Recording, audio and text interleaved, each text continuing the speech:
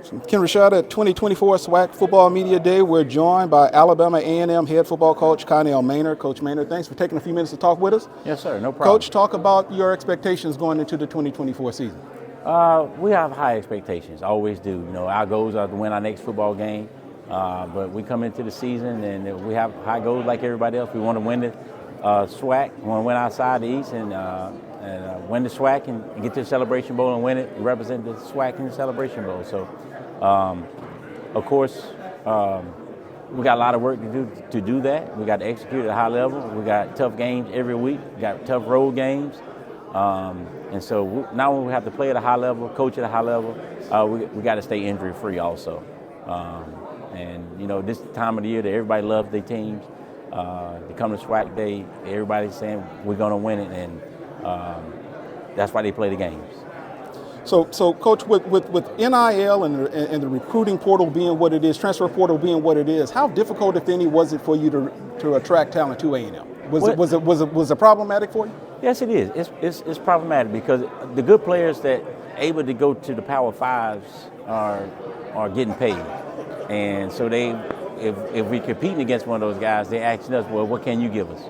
And we don't have the NIL deals, or we don't have the collective, or we can't pay them, and so they're no more interest to us. You know, they're only interested in the teams that can still pay them, and I can't blame them. I mean, it's free agency. Everybody's free, so of course they're going to try to get as much as they can for them and their family. But it's the same on everybody. It's the same on everybody at the FCS level. They're competing against those guys, and it's tough, but it is what it is. So with that in mind, what are some names of some of the players we could expect to hear from your squad this year? We got Avion Smith, quarterback from Ohio, out of the MAC, and he won it last year. They won it, and he was a starter. So he's going to be competing for our starting job. The skill guys are the ones that you know the most. You know, the linemen, you don't really talk about those guys, but Avion is the biggest name coming from the MAC that won the championship. Coach, I want to ask you this question. Obviously, a lot of change in coaches in the conference this year.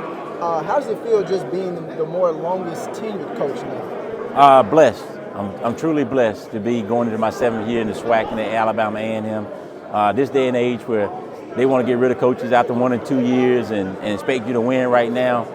It's truly a blessing to be at one job for 7 years, and I don't take that for granted.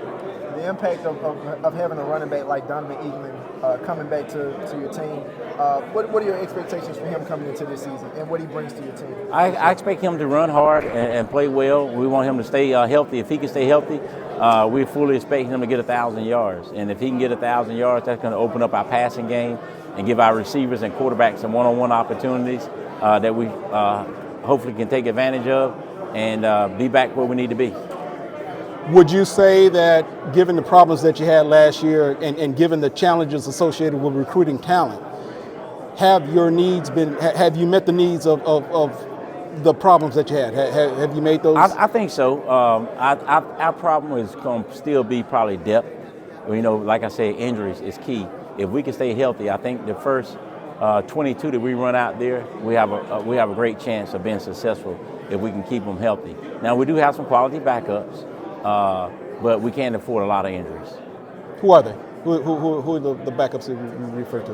Well, I don't know for sure because everybody's still competing for jobs. But we got some guys at some positions that whoever start, the backup is just as good.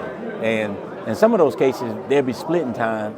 Now, probably not at quarterback, but a lot of other positions, they'll be splitting time. And so it don't matter who really starts because the other one's just as good. But we got some positions where we're kind of maybe not as strong with the backup, so we need to stay healthy at those positions. Appreciate it, Coach. All right, appreciate y'all. Thank you, man. Right, yeah, no problem. Thank you. Yeah. Get that.